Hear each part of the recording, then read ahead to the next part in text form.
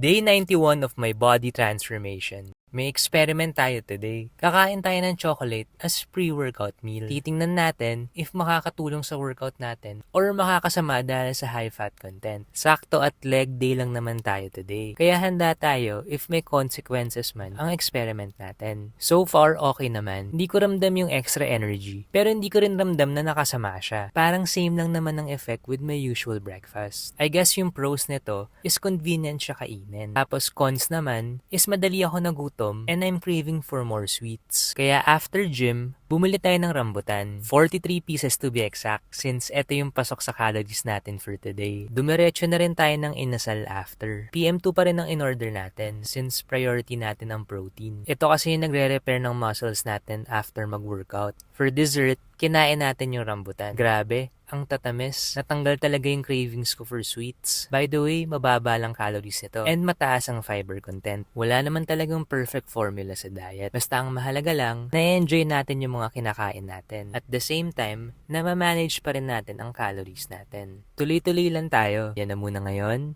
Bukas ulit.